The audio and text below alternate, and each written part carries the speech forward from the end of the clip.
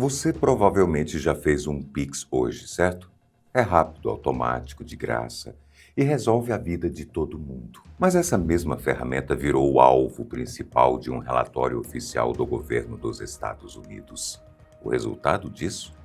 Nossos produtos correm o risco de ficar 25% mais caros para entrar no mercado americano. Mas afinal, por que um sistema brasileiro de pagamentos incomoda tanto a maior economia do mundo? É isso que veremos hoje no Top 10 Explica.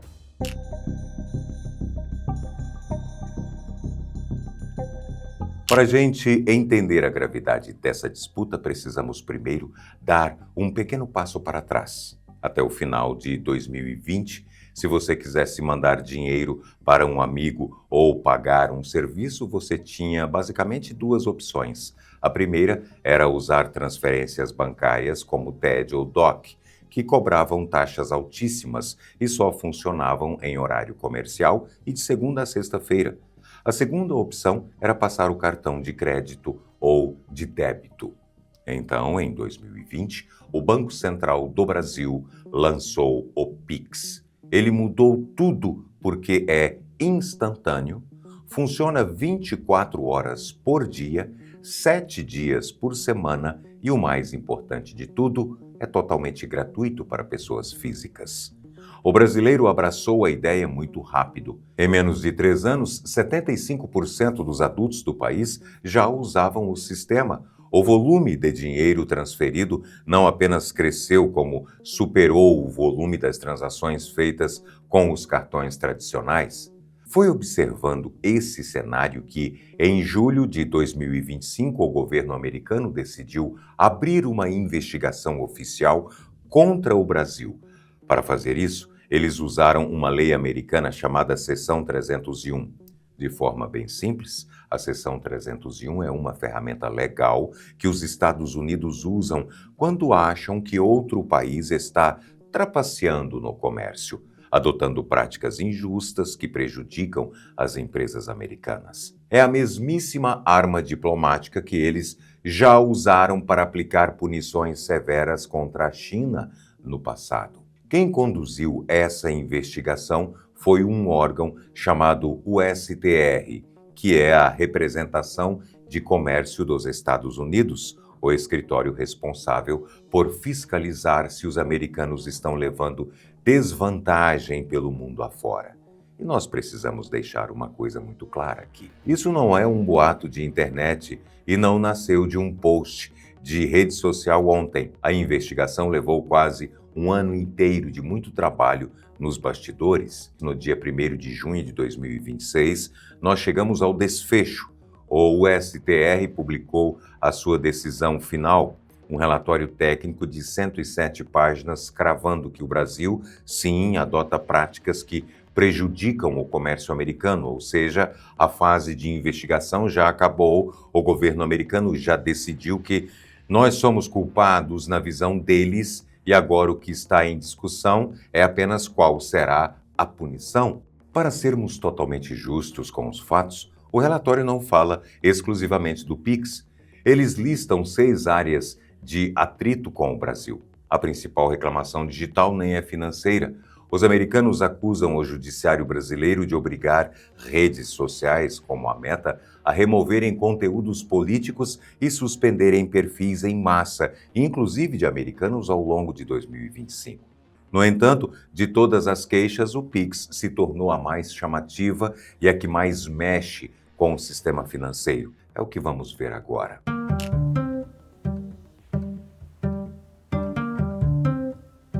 Chegamos ao coração da história. No relatório de 107 páginas, a palavra Pix é citada dezenas de vezes. Ele é tratado como um dos grandes vilões, e o governo americano baseia essa acusação em 4 pontos centrais. O primeiro ponto é o que eles chamam de conflito de interesses. Quem criou e quem opera o Pix é o Banco Central do Brasil.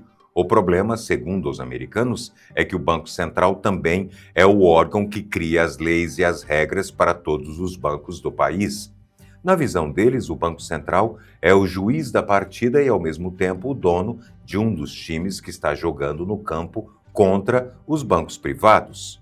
O segundo ponto agrava o primeiro, a obrigatoriedade. Quando o Pix nasceu, o governo brasileiro criou uma lei dizendo que qualquer banco ou instituição financeira com mais de 500 mil clientes era obrigado a oferecer o Pix no seu aplicativo. Para o USTR, isso não é livre mercado, é o Estado usando a força da lei para enfiar o próprio produto goela abaixo do mercado, impedindo que a concorrência natural decidisse se o sistema era bom ou não. O terceiro ponto é um detalhe visual no seu celular que você provavelmente nunca notou, mas que os americanos notaram. A regulação brasileira obriga os bancos a colocarem o botão do Pix em muito destaque na tela inicial do aplicativo. Ele tem que ter a mesma visibilidade ou até maior do que os botões de transferências normais ou de cartões. Novamente, os Estados Unidos enxergam isso como o governo brasileiro trapaceando para dar vantagem artificial ao seu próprio produto. Mas o quarto ponto é o verdadeiro X da questão: o dinheiro. Como já explicamos, o Pix é de graça para você. Toda vez que você vai à padaria e paga um pão na chave Pix, em vez de encostar o seu cartão de débito, a Visa ou a Mastercard, que são as gigantes empresas americanas, deixam de ganhar a pequena taxa daquela venda. O Brasil hoje processa cerca de 7 bilhões de transações via Pix por mês.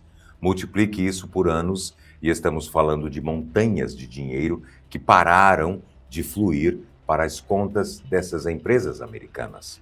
Juntando esses 4 pontos, a história que os Estados Unidos contam para o mundo é essa. O governo do Brasil criou um sistema de pagamentos, obrigou todo mundo a usar, forçou os aplicativos a darem destaque para ele e, por ser gratuito, destruiu a capacidade das empresas de cartão americanas de competirem de forma justa. Na teoria parece uma acusação sólida, mas será que ela se sustenta na prática? Economistas e especialistas internacionais como Ryan Cummings, da Universidade de Stanford, dizem que o argumento técnico americano é extremamente frágil. Primeiro porque o Pix não proíbe a existência de cartões. Visa e Mastercard continuam operando normalmente no Brasil. O que aconteceu foi simplesmente o consumidor escolhendo a opção que não lhe custa nada. Para a maioria dos especialistas, isso não é concorrência desleal, é apenas o mercado funcionando a favor do cliente mais pobre. Segundo, o Brasil não inventou a roda. Sistemas instantâneos geridos por bancos centrais existem na Índia, no Reino Unido e em vários países da Europa.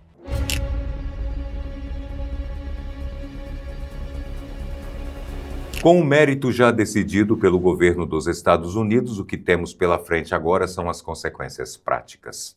A punição que o USTR propôs na decisão do dia 1º de junho é aplicar uma tarifa de 25% sobre os produtos brasileiros que são vendidos para os Estados Unidos. Mas preste muita atenção na palavra proposta. Hoje, dia 6 de junho de 2026, essa tarifa ainda não está valendo e precisamos entender como uma tarifa funciona. Uma tarifa é, na prática, um imposto extra cobrado na fronteira. Se o Brasil exporta um produto de $100, com essa punição, o comprador americano vai ter que pagar $125. Isso faz o produto brasileiro ficar muito mais caro e perder totalmente a competitividade nas prateleiras dos Estados Unidos.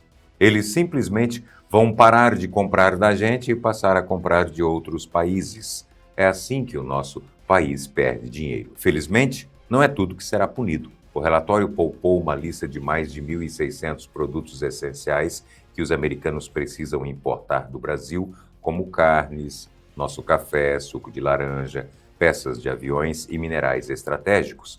Ou seja, mesmo se o pior cenário acontecer, o coração das nossas exportações está parcialmente protegido. Como estamos no meio de uma tempestade agora, o calendário das próximas semanas é decisivo.